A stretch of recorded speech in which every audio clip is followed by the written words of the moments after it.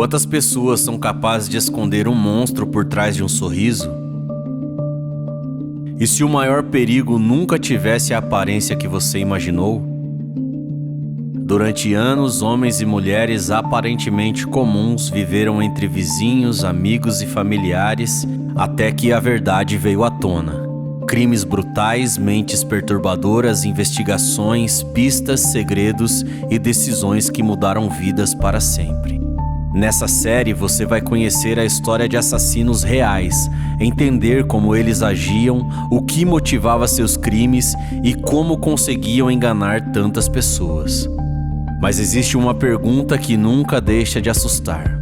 Um assassino nasce assim ou é criado pelas circunstâncias?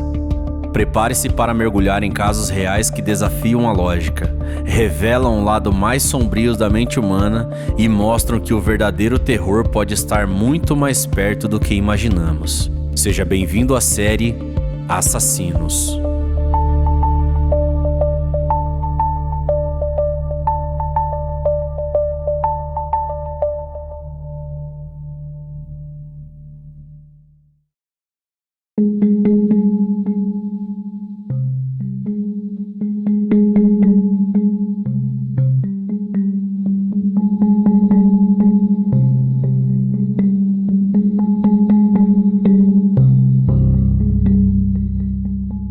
Na primeira parte, a história chegou ao ponto em que o casamento entre Elise e Marcos já estava se transformando em uma tragédia.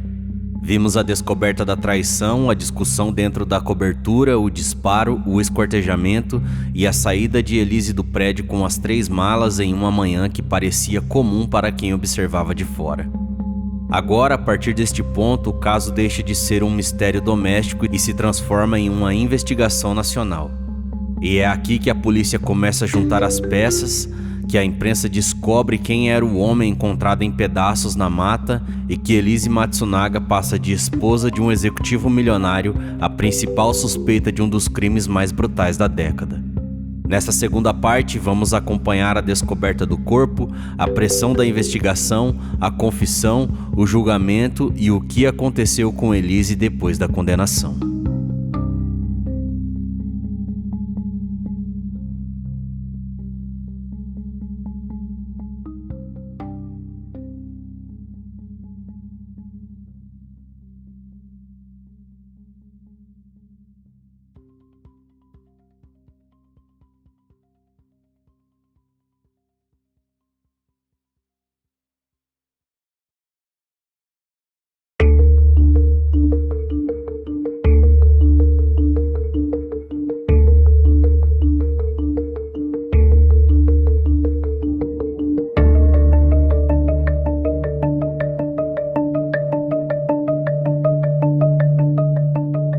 Os restos mortais encontrados em Cotia começaram a aparecer poucos dias depois do crime, e no início o caso parecia um quebra-cabeça incompleto. Havia sacos, partes humanas, uma área de mata e a sensação de que alguém havia tentado apagar um assassinato monstruoso sem imaginar o tamanho do rastro que deixaria para trás. A polícia ainda trabalhava sem saber com certeza quem era a vítima. Só em 4 de junho de 2012, após a identificação oficial do corpo, o caso ganhou um novo rumo. O homem esquartejado era Marcos Kitano Matsunaga, executivo da IOC desaparecido desde a noite de 19 de maio. A partir daí, a investigação acelerou. Os policiais do DHPP passaram a reconstituir os últimos passos de Marcos e descobriram algo decisivo nas câmeras de segurança do prédio onde ele morava. As imagens mostravam Marcos entrando no apartamento, descendo buscar a pizza e voltando para a cobertura, e nunca mais saindo. Mostrando também Elise deixando o edifício na manhã seguinte com 3 malas. A lógica era cruel e simples. Se Marcos entrou e não saiu, e se a esposa foi a última pessoa vista com ele, a cobertura se tornava o epicentro da investigação. Naquele momento, o nome de Elise Matsunaga deixou de ser apenas o da viúva de um empresário desaparecido e passou a ocupar a posição de principal suspeita. Ela foi detida, inicialmente sob prisão temporária e levada para depor. No começo, negou o envolvimento direto, mas a pressão das evidências eram enormes. Havia o registro das malas, os vestígios no apartamento, os relatos sobre a crise conjugal, as provas da traição encontradas com o detetive e o fato de uma arma do mesmo calibre do disparo estar entre as armas da casa. Enquanto a imprensa transformava o caso em cobertura diária, surgiam teorias de todos os lados. Alguns acreditavam que Marcos pudesse ter sido morto por terceiros, talvez por causa de sua posição e de sua fortuna ou de algumas relações obscuras ainda não reveladas. Outros achavam impossível que uma única mulher tivesse conseguido matar, esquartejar e transportar o corpo sozinha. A própria família de Marcos, em determinados momentos, expressou dúvidas sobre a possibilidade de Elise ter executado todo o crime sem ajuda. A polícia, porém, continuava avançando sobre o apartamento, sobre o carro, sobre os horários e sobre a cronologia montada pelas câmeras. Em 6 de junho de 2012, 2 dias após a prisão, veio a reviravolta que praticamente selou o destino do caso. Elise confessou.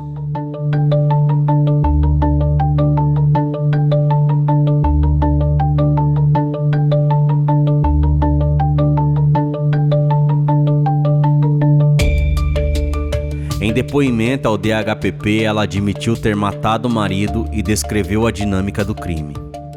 Contou sobre a discussão, sobre o tiro, sobre o tempo em que o corpo ficou no apartamento e sobre o esquartejamento feito no banheiro de serviço. Disse ter agido sozinha.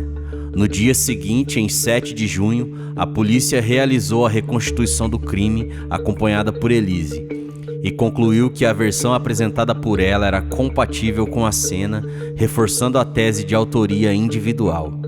Ainda assim, a confissão não encerrou as dúvidas, ao contrário, abriu outras. Se ela agiu sozinha, como conseguiu manter a frieza necessária para executar cada etapa?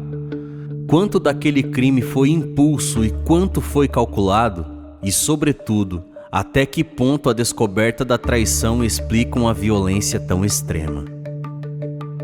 A cobertura de luxo da Vila Leopoldina já não era apenas o endereço de um casal rico em crise. Ela havia se tornado um cenário de espanto nacional, um lugar onde o amor, ressentimento, humilhação e a morte se misturaram de forma irreversível. Mas o capítulo mais decisivo estava por vir, porque a confissão não encerraria o caso.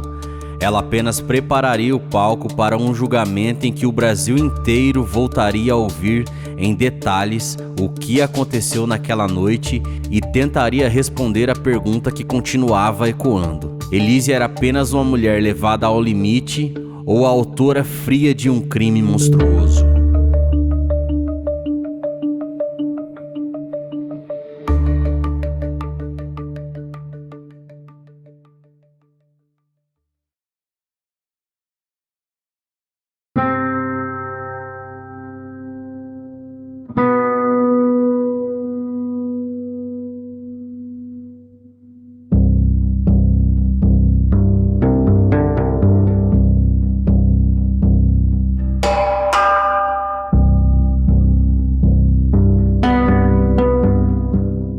Os anos seguintes transformaram o caso em um dos julgamentos mais acompanhados do país.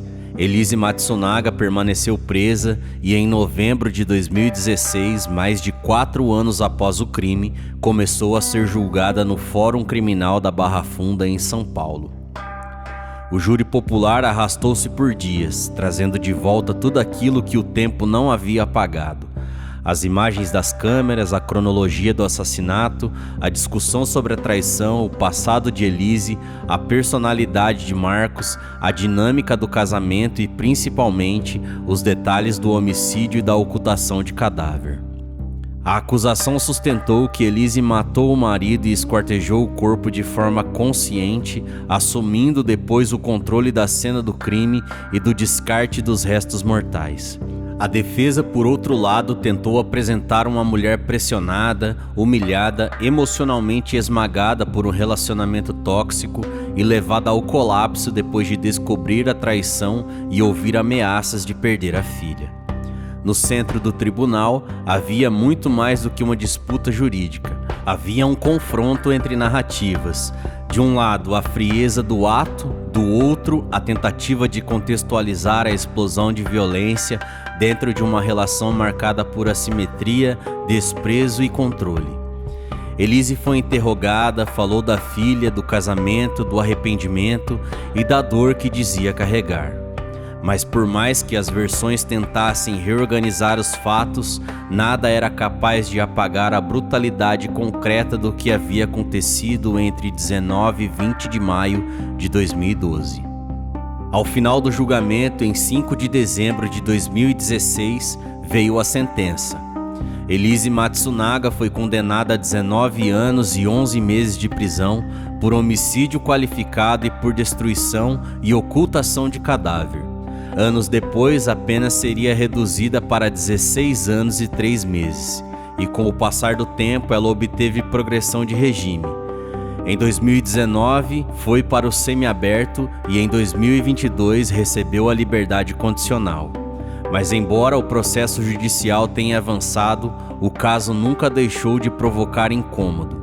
Em 2021, uma série documental, Elise Matsunaga, Era Uma Vez um Crime, da Netflix, reacendeu o debate ao trazer a própria Elise falando diante das câmeras pela primeira vez em grande escala. O público voltou a discutir o machismo presente na cobertura do caso, o modo como o passado dela foi usada como elemento moral de condenação, a figura de Marcos, as contradições da investigação e a eterna pergunta sobre os limites entre contexto e responsabilidade. Só que no fim, existe um ponto que nenhuma versão consegue alterar. Marcos Kitano Matsunaga morreu dentro do apartamento onde vivia com a esposa, foi baleado, esquartejado e abandonado em uma estrada enquanto a filha pequena do casal dormia em meio ao colapso daquela família. Essa é a verdade mais dura e incontornável de toda a história. O caso terminou nos autos, nos laudos e na sentença, mas nunca terminou de verdade na memória pública, porque ele toca em algo profundamente desconfortável, a constatação de que por trás de uma fachada de luxo, status e aparente estabilidade existia um relacionamento corroído por poder, humilhação, segredo e ressentimento. E talvez seja por isso que a história de Elise Matsunaga continue sendo lembrada não apenas pela crueldade do crime, mas pela sensação perturbadora de que o desfecho já estava sendo construído muito antes do disparo. Em cada silêncio, em cada mentira, em cada desprezo, em cada ferida que foi sendo empurrada para debaixo do tapete até explodir da pior forma possível. No fim, a grande pergunta que sobra não é apenas como Marcos morreu, mas em que momento exatamente aquele casamento já estava condenado a terminar em tragédia.